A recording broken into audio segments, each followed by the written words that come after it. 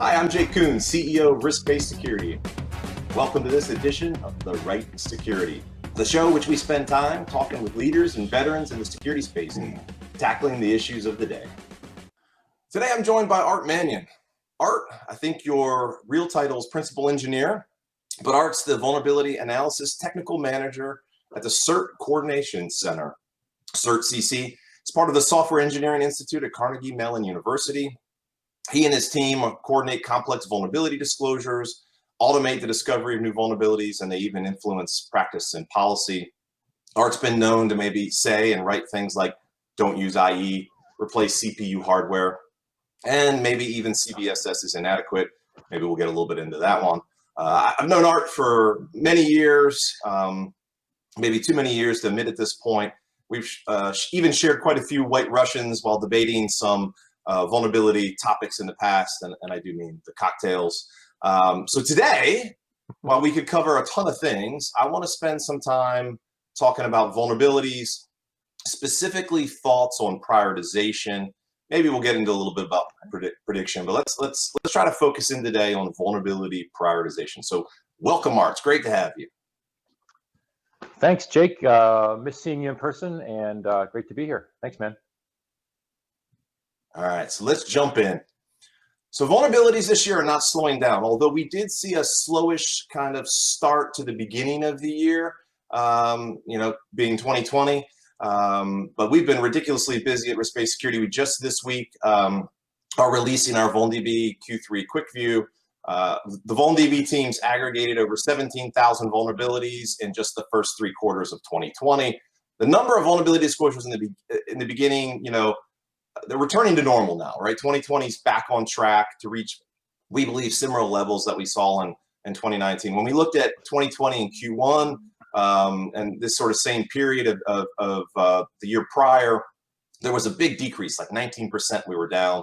But now through 2020 Q3, the gap's like 4.6% or something like that. So we're on track for the same thing, right? A lot of vulnerability. So when organizations try to prioritize, I feel right now, many security practitioners, they immediately and maybe almost only think about CVSS.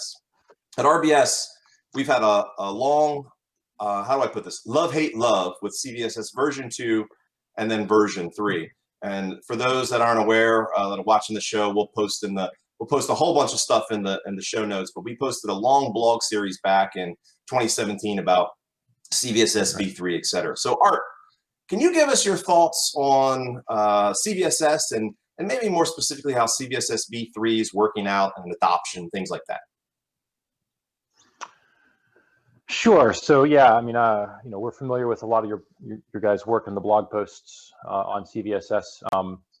Myself and a colleague are members of the special interest group, the SIG, where the CVSS development occurs. So on one hand, we're trying to sort of work within the CVSS development framework, try to make some changes or make some improvements.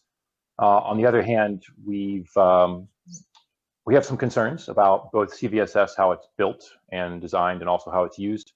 A lot of those line up with some of the stuff that Risk-Based has written about. But I'd agree, there's a lot of evidence that folks are taking the base score, the CVSS base score, and converting that into high, medium, low, critical, and running with that as their answer, which is not a good enough treatment for risk or prioritization. Do you see people, when it comes to sort of the CVS v2 versus v3 debate, do you still see people refusing to go to v3? I mean, right now, we're still scoring v2 and v3. Even NVD is still scoring v2 and v3. What are your thoughts on maintaining scoring of both? So we were a holdout for a while. The advisories we published were using v2, and our main argument for that was that the environmental metrics for v2 we thought really did give us a little bit better context and risk. For example, the target distribution was in there. So we stopped with CVSS entirely at this point for our advisories. I'm really not sure what the world is out there doing. If your customers are asking for both, I'd consider that that there's demand for both V2 and V3. We're not doing either, and I guess I'll say I don't see a lot of argument about V2, V3 anymore myself, but I'm not well positioned perhaps. So. Fair point. All right, so let's talk quickly about CVSS V4. For those that aren't aware, V4 is in pretty active development from what I can tell. I think the last time that I was in a room with everyone at one of the SIG meetings, we were having some jokes and talking about how, you know, CVSS is only a severity metric and there's no risk in CVSS and no threat and all those sorts of things. And from my view, it seems like CVSS V4 may go against all those sort of principles. So I know you're heavily involved in this. I see you on the mailing list all the time. Give us an update from your perspective on the progress of V4, maybe some of the main points that you believe V4 and the team's trying to address. Yeah, so there's, I guess, some of the elements of V4, at least under development or discussion, might be a way forward to sort of get some more context into CVSS. And yes, as I recall, Jake, there were I think golf balls were the swag handed out, and you know, you can look at the CVSS documentation and it says right there that CVSS is not risk. Again, one of our sort of larger concerns is that people are using it as risk, and that's kind of missing the point entirely. So there are some, I believe there's an extension mechanism, and there's an additional development along the lines of an extension mechanism. Maybe it's alternate metrics, something like that under discussion. There may be room in there to make some changes to CVSS that help with context, help with prioritization, help with risk. If you want a different treatment of threat, perhaps that might be something you could work in that way. In my opinion, it's a little bit too early to tell what's going to happen with 4.0. Right, there are these sort of point-by-point decisions that happen within the SIG. So it's a good deliberative process in one sense. Not clear yet what the outcome is going to look like, though. Do you have I don't want to put you on the spot, but do you have any idea when you think CVSS V4 would be an actual reality of a standard being published? And then sort of maybe thoughts on, now do you think people are going to want to see CVSS V2, V3, and V4 metrics for every single vulnerability? Hard to say, and not to accept being put on the spot, but I just don't have an answer. I'm not sure what the roadmap looks like exactly. Very roughly, I would guess we're maybe 6 months out from a V4 on the low end. And what people will want, it's hard to say. Again, we're a little bit of a split mind right now, trying to help and be constructive and work with CVSS. But as we've discussed, we also have we're taking a different approach and have a couple of papers out on, I guess I'll call it an alternative or a different way to look at vulnerability response prioritization. All right, so I don't want to put words in your mouth. But I'll sort of look back to my words of love, hate, love with CVSS. But yeah, just as you mentioned, you and your team have been heavily involved with CVSS, but also, I guess this time, a year ago, December 2019, CERT published that paper called Stakeholder Specific Vulnerability Categorization, which is a mouthful. And so, of course, everything in the security industry, we have to have an acronym. So SSVC, right? Maybe for those not familiar, can you give a recap on the paper and some details? What the heck is this SSVC? Sure. So we've had, yes, to your point, this love-hate relationship. Do we work within CVSS? Do we work outside of the CVSS SIG? I've had trouble over the years sort of articulating and finding the right way to express some of our concerns. So at the end of, I think, 2018, we put out a paper that was sort of the list of our concerns, our issues with CVSS, and then trying to be also constructive and not just complainers.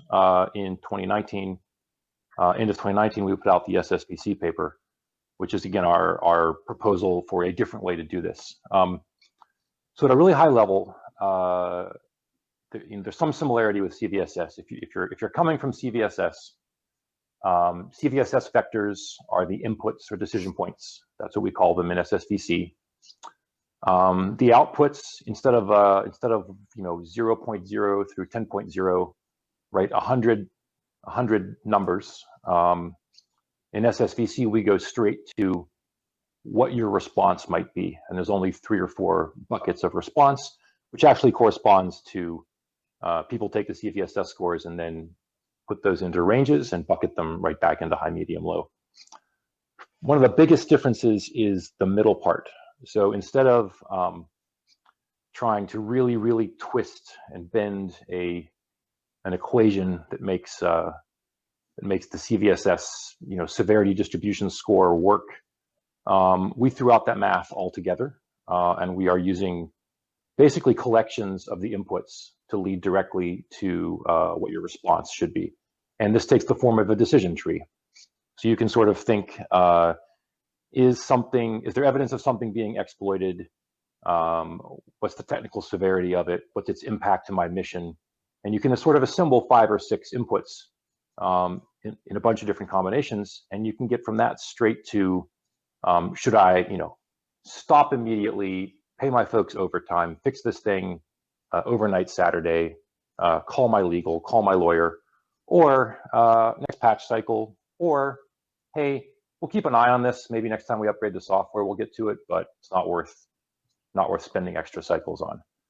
So again, input, processing, output, in that sense, design similar to CVSS, but we really replace the math, which is one of our biggest concerns with CVSS.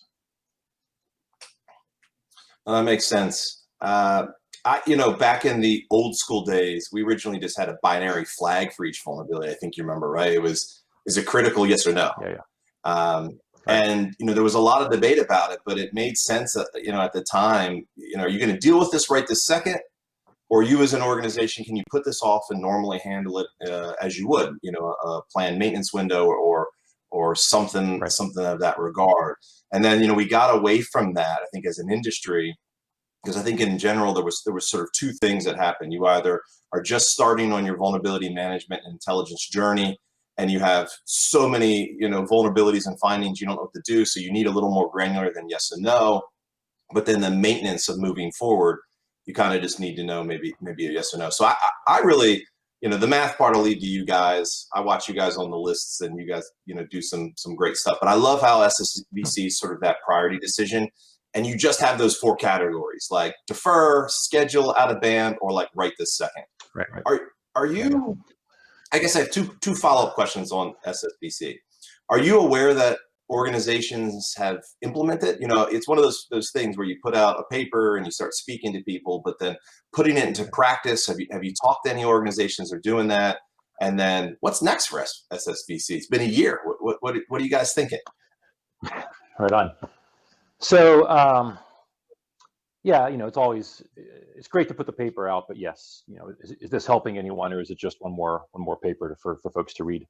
The good news is, and I can't go into a whole lot of detail, we work closely with an agency that is using it, or actually using a custom set of trees for SSVC. We've talked to a handful of people in the last year or 2 about it. A lot of these are product security teams, so vendors, developers, maintainers of software, who have their own prioritization decisions to make as well, right? You can imagine a vendor who has incoming bug reports has to decide, with what priority to respond to those. And in fact, in the SSVC paper, we actually have 2 decision trees.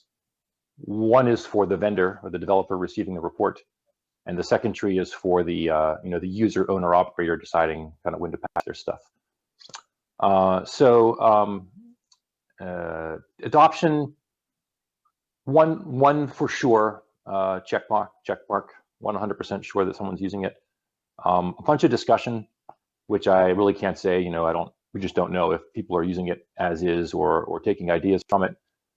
But the idea with the paper also is, even if we can convince someone to take even CVSS, use that as input to your risk decision or as input to your prioritization decision, and don't just go with the base score. Maybe consider some of the ideas in the SSVC paper. Maybe consider why you need to raise something to the, I don't know, 37th power. I'm not sure the number anymore in the CVSS math. If we even can make a partial progress, that's still a success in our books. Hard to measure, but we're happy to help even a little bit. And the next answer is actually pretty easy. We are working on a more or less SSVC v2 paper. And a lot of that work is happening in a GitHub repo, which I will happily give you guys the link to. So we're trying to do our development, even though it's just our organization, we're trying to do it with some transparency. We've collected a bunch of input, concerns, complaints, ideas from folks over the past year. We've got those as GitHub issues, and we're trying to address them and sort of write the paper as we address those issues. Awesome, that sounds cool. Yeah, definitely send the link. We'll put in here for anyone that wants to get involved, and we even have some stuff we should talk about, my friend. It's been a while. Sure. All right, so let's go back to the vuln stuff on pure volume. Okay, the pure amount of vulnerabilities that come out is just, it's always overwhelming what organizations and security practitioners face. I think that's why just prioritization is so critical. We've been pushing this concept. You have to prioritize and then you remediate. And if you don't have the full intelligence out there, then you actually can't prioritize. You can't remediate the right things, and you're wasting money and you're having all these problems. But 2020, a year like no other year like it, right? In particular, it had its own vulnerability disclosure challenges, right? I think you've heard what we've dubbed the Vulnerability Fujiwhara, right? So 3 of those events in 2020 where not only Microsoft Patch Tuesday, but Oracle and Microsoft collided. And for years, we've been seeing more and more vendors piggybacking on Microsoft Patch Tuesday. So we'll put some links in the in here for the others that haven't read all that, but some interesting stuff. But I want to debate with you or get into it with you or just get your thoughts, however you want to do it today, on vendors coordinating these disclosures all on one day, right? If you think back when things were randomly dropped on companies, it was really problematic because you'd be having a really great day and suddenly there'd be a whole bunch of vulnerabilities or patches or whatever it is disclosed. Microsoft Patch Tuesday comes out, organizations start to feel better because now we can plan for this. We know this is coming. We can allocate resources. We can get ready for it, all those sorts of things. But when we have 15 to 20 vendors and like north of 800 vulnerabilities all on one day, how do you feel about that, Art? I feel like ignoring the whole mess, quite honestly. And it's an interesting problem. I mean, yes, it's great that it's scheduled. But right, if I have 6 or 5 or 12 or 24 to deal with, I used to do this myself as part of the team, right? Go through the Microsoft bulletin one at a time, check a couple of things, read the bulletin carefully, read the supporting documentation, figure out what we were going to do or say about it. 800, that's just throw in the towel and walk away. So there's this weird dynamic of it's great to have it scheduled, and the volume is just, do we expect human analysts to churn through those 800? And your point about scale is well taken. I have a horrible Excel spreadsheet that I maintain and turn into a slide, a line chart, and I sort of try to track public vulnerability disclosure counts. So risk-based security is one of my sources, and so is the CVE and NVD data. And I usually say in my talks, we're looking at, in the low water mark, 20,000 public disclosures a year. Do we really expect people to handle that with human resources and throwing more and more analysts at it? From a research point of view, I'm really interested in how do you automate some part of this, scale it up. It's not a human scale problem. And Jake, you guys have probably observed this as well. It doesn't take much, right? Somebody with a fuzz tester and a good target can completely overwhelm any human-based process for handling these things. So I don't know what to do about those things. That 800, those Fujiwaras took it took weeks for people to figure out what was important from those piles of disclosures. Yeah, I'm proud of our team because we worked well over 24 hours to get through all of those, and that's a dedicated team that's been doing this for a Yeah, decade to get through that. And and again, I'm not trying to get too crazy here, but at least we took that analysis pain off of our clients, right? So even if we think about, you know, let's say someone does have VulnDB and they don't have to do all that analysis and that pain. They still have to figure out how to take action, right?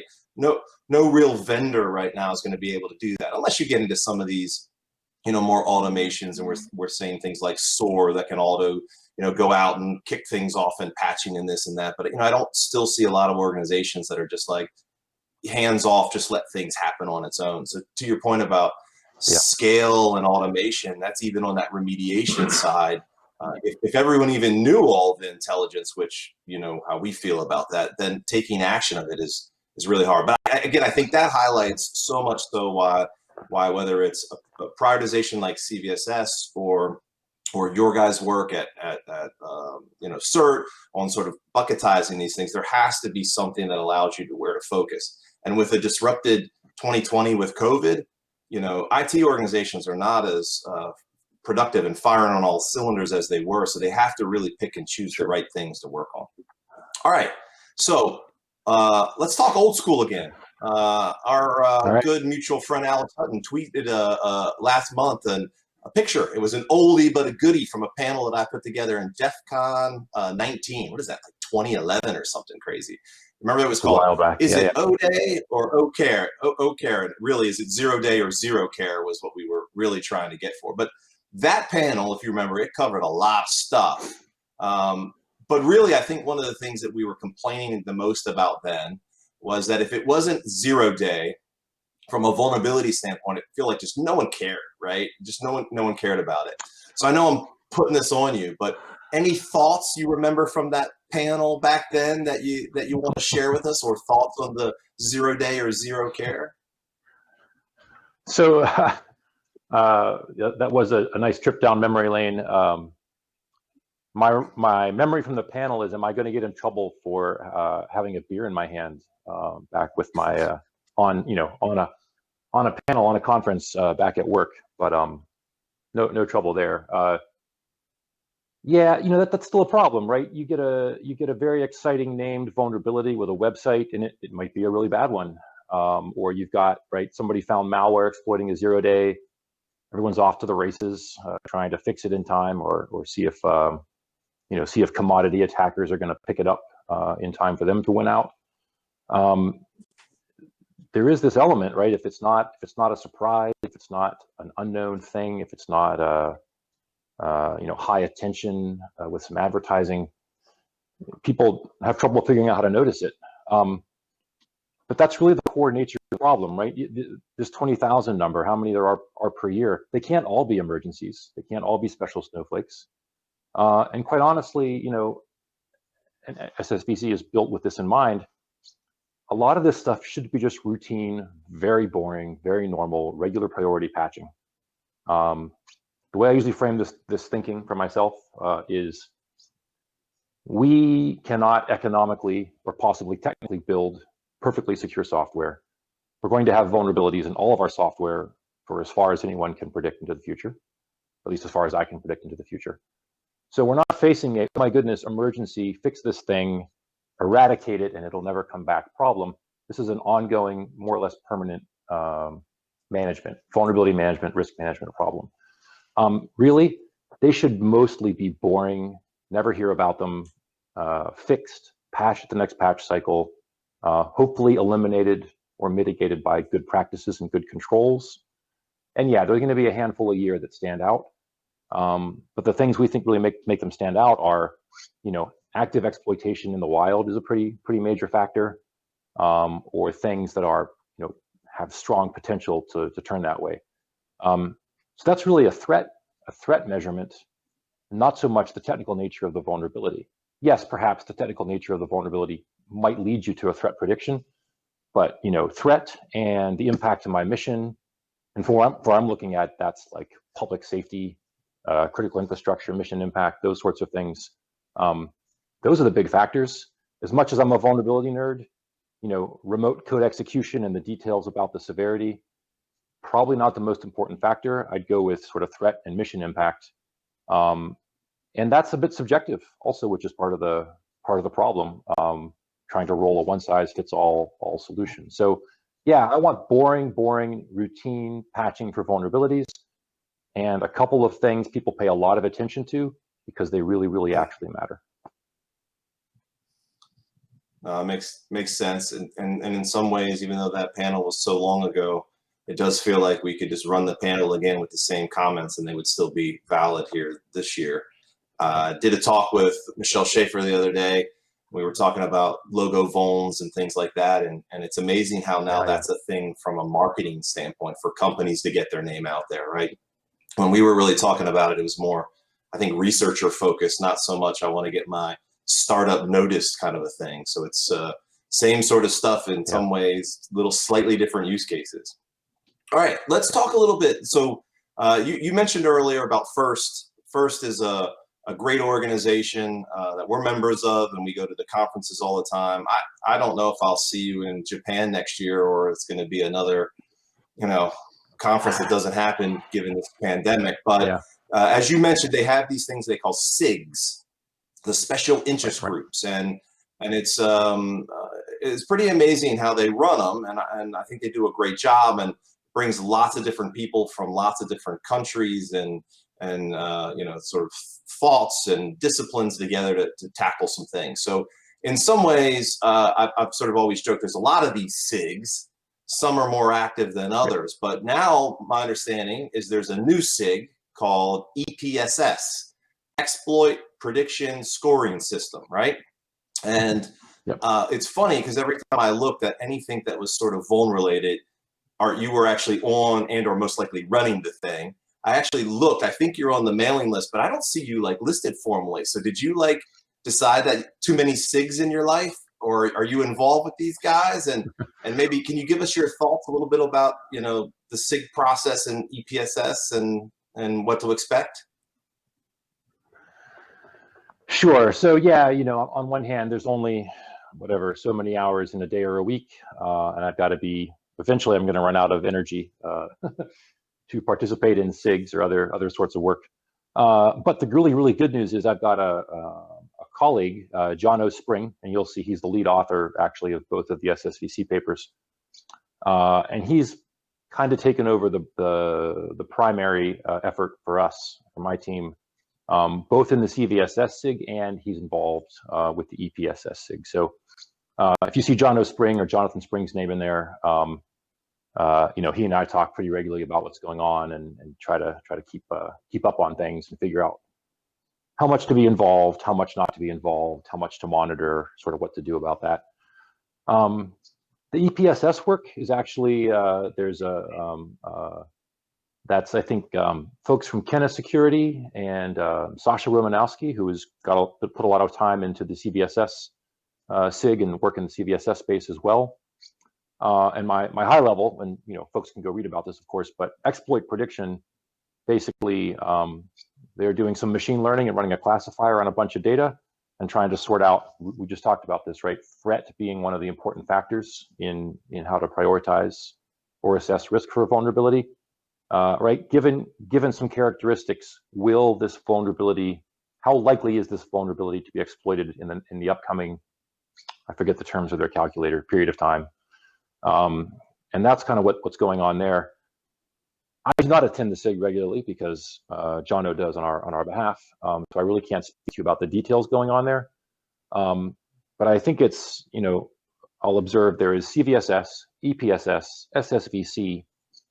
There's probably something else somewhere I'm missing, and those are publicly facing sort of efforts, all in this, whether it's severity, prioritization, sort of risk assessment of vulnerabilities. So there's a bunch of people interested in either doing the work, or hopefully there's actually need for it, enough need that there are separate efforts going on. So I'm familiar with EPSS, but it's sort of secondhand because my colleague John O is kind of heading that up for us.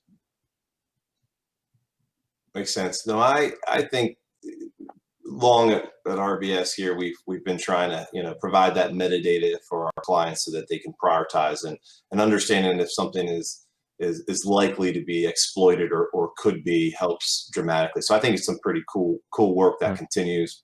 I think some of my concerns, as you know, with the SIGs is there's so many of them. It gets confusing to people that aren't nerds like us that are talking about this stuff all the time. Heck, I asked you some questions and you're one of the main experts and you're kind of like, well, I know enough, but how do you expect someone else that's working in a role, right, trying to keep up with all this and then trying to implement it, right? You can have all this academic stuff that's amazing, but if it's not something that's sustainable, scalable, that works, it's really, really tough. All right, so the EPSS really is about predicting exploits and if something could be exploited soon and therefore it help with the prioritization. What are your thoughts just in general on predicting vulnerabilities, right? And so not let's put exploits aside for a second, but trying to predict what products and vendors are going to have vulnerabilities and when. What do you think about that? That is an interesting question. I've got a super short answer for you. All of the software will have vulnerabilities, which is kind of a kind of a dumb, simple answer. On the other hand, I just got through rattling off why I think that's the case. So to get more narrow than that, I don't know if I have anything. I've read papers here and there and seen some work, research on sort of, does older software become more mature as bugs get fixed, or does longer lived software, get less secure because new things are introduced? I'm not sure which factor wins out there. Different kinds of software, right? There's old Unix stuff written in C. There are network services that have their own exposures. There are whole classes or ecosystems of software that have certain classes of problems. We did some work back in the day, back when ActiveX in Windows and my Internet Explorer was a big thing. That whole technical ecosystem was full of trouble, and you could pretty much guarantee more ActiveX controls with more vulnerabilities. I mean, I'm going back a decade, I think, at least, probably longer. So there's pockets like that, and that research comes and goes as things evolve. But there's nothing that stands out to me as clearly this area, this line of thinking, this class of software, this programming language, this development practice is always going to lead to more vulnerabilities, or that's all that predictable. I really do fall back to everything. All the software does have bugs. Some of those are security bugs. Learn to figure out how you can live with it. And I don't know how to go into more depth than that, really, honestly. So what we used to say a long time ago, everything is vulnerable, is still the same. And the reality is, I think at this point, we've been working on product level prediction for a while now. And it's really eye-opening what you can see about that and how it leads to understanding sort of a cost of ownership. So understanding when you choose a particular piece of software, maybe one day you and I will talk about an SBOM. If you choose that open source library, what are you getting yourself into? And so there's some really interesting things in there. But at the same time, you got a whole lot of people that say, I can't even deal with the vulns I have now. Why are you trying to predict things for me? And so you get into that. So that leads me to my next question. When you there's a lot of companies out there that are struggling with this stuff. Too much work, too many vulnerabilities. We've been talking about trying to bring some relief to them with prioritization and things like that. But if we had someone in front of you right now that said, I just don't even know where to start, what do you say to them? What advice do you give to someone that wants to start maturing their vulnerability management program? Boy, well, you have to start by, there's some combination of knowing what you have, the software you have, the systems you have, sort of how important it is to you. There's some of the thinking here is, I might have an Apache web server that hosts my absolutely most critical business confidential information. I've got the same exact Apache web server, same version of the software, and that hosts cafeteria menus for my work cafeteria, right? If we went in person to cafeterias. So same exact software, different use. There's something there that needs to be captured. I have to know I'm running that Apache web server and all the other bits of software that are in there, which is the SBOM question partly. And then I've got to know about vulnerabilities that affect any of that software. And just as a starting point, if I don't have pretty comprehensive view of all that stuff, any further steps get difficult pretty quickly. But let's say for a minute you've got some asset management in place, you've got some inventory knowledge, you have some sense about which things are mission critical to your business and which things you could survive without for a couple of weeks or move to pencil and paper or some other system for. You've got a list of vulnerabilities and the intersection of those things. Now you're really talking, I mean, this is what we built SSVC for, and there's some other systems like this, but am I going to get attacked by this thing? Am I going to see attack activity? Is there already evidence of attack activity? If the thing gets attacked, am I out of business? If the thing gets attacked, am I going to survive a week? If the thing gets attacked, can I just turn it off, start up a new system, do something else, and kind of go about with my day, go about my business? So there really is this bigger sort of business, or if you're not a business, a mission continuity sort of aspect to these things. And sort of combining all of those inputs, right? What do I have? What are the vulnerabilities? How bad are the vulnerabilities? And are they likely to lead to me getting attacked? And that consequence, how do I combine that quickly? 20,000 vulnerabilities, who knows how many hundreds or thousands of component software parts. And again, I'm expecting a lot of these to be just patched when you get to it. But which ones are the standouts? Which ones are the ones that are going to get me a letter from my regulator? Which ones are going to cause me to hemorrhage money, lose business? Which ones are going to really impact my ability to deliver mission? That is just the nature of the problem. And without that basic core information, you can't go any further. And if you have the core information, you still need a way to assemble it and put together your response criteria.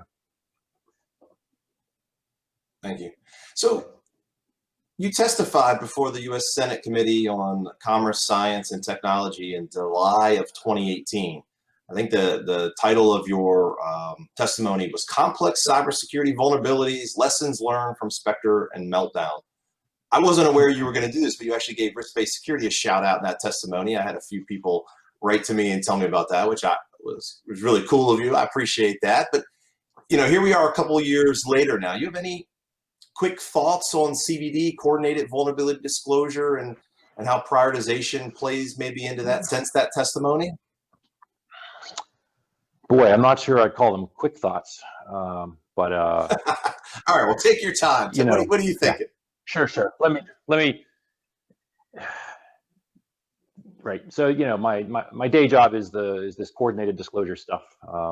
Trying to be this third party that helps researcher find something, get that to the vendor, have some embargo period, and then get patches and advisories and CVE IDs and everything out there and published.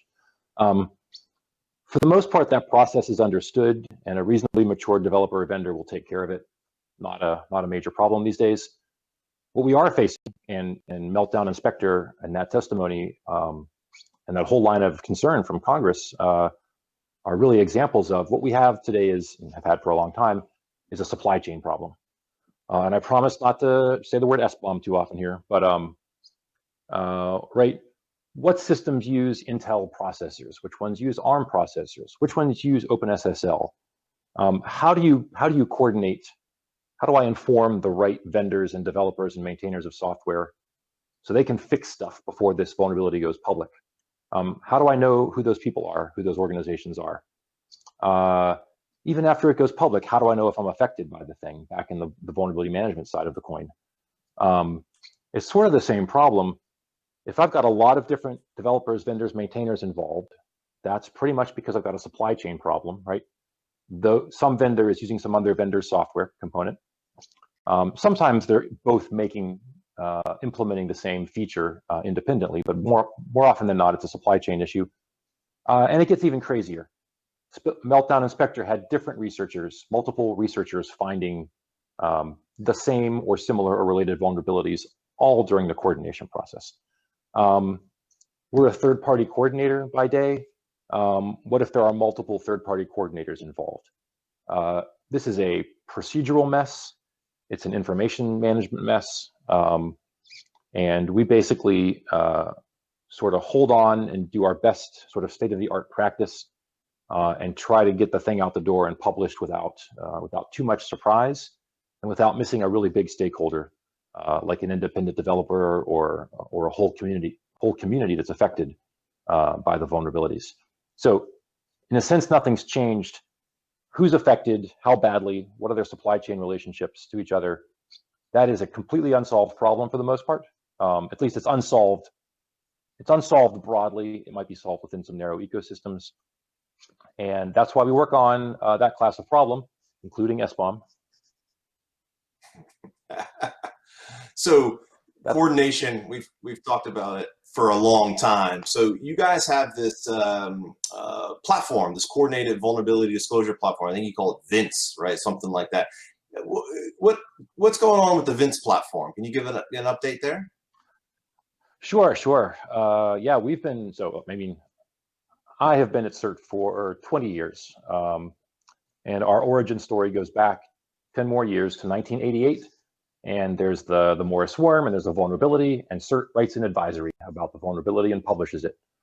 And that was Unix editors and a text file and a clear text PGP signature.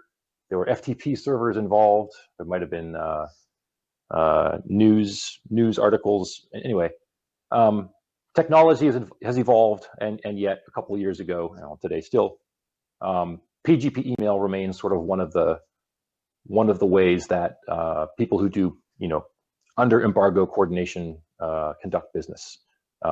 In theory, you're keeping vulnerability details private with PGP. On the slight upside, email is pretty much a lowest common denominator. Everyone can make email work. In theory, everyone can make PGP work. At scale, that doesn't hold up. Somebody always encrypts with the wrong key, shares a private key, decrypts and replies to all, breaking the whole confidentiality promise in the first place. So if nothing else, we have a horribly lagging technology problem. And VINCE is our partial solution to that, replacing email and PGP with modern technology like website, HTTPS, threaded discussion forum, case tracking sort of system, content management system to publish advisories. Those are the sorts of elements VINCE combines together, and it's basically an authenticated platform where the folks involved in a coordination case can come, log in, get access to the cases they are involved in, discuss the cases. If they are a vendor affected by the vulnerability, that vendor can provide their status information. Hey, we're vulnerable, fixed in this version of our software, all that sort of stuff. So that's VINCE in a nutshell, primarily made for us to make our lives easier and our users' lives easier. But we're really hoping to sort of raise the floor, at least, for others who are choosing to do coordinated disclosure, both in terms of setting an example, using our platform, and if things go well, there's some discussion about either open sourcing VINCE or working on some way for different coordination platforms to interoperate, so that if we're not all using email anymore, we don't have to log into each other's platforms. We can maybe have an API or some standard format to pass messages back and forth. It's really cool to see VINCE out there. I think, have a soft spot for that. We tried to build something like that years and years ago, and just in the open source world, and couldn't get it rolling. So it's really cool to see you guys do that. So kudos there. All right, I think we're at the end here. So it's near the end of the year. I'm not going to ask you to do any predictions, although I think that's like what we're going to start seeing, right? Prediction articles everywhere. But Any thoughts? What's up next for the security industry? New or the same things we're going to have to focus on? Or anything else on your mind you want to share with us? You know, I already made a prediction. There will be more vulnerabilities next year. I predict 20,000 or more public disclosures next year. How about that? Boy, I don't really know what else to tell you. I can tell you what my team's going to be working on, right? We have this Vince platform. We're working on SSVC, as we talked about. And again, those are things, we're trying to help ourselves in our work.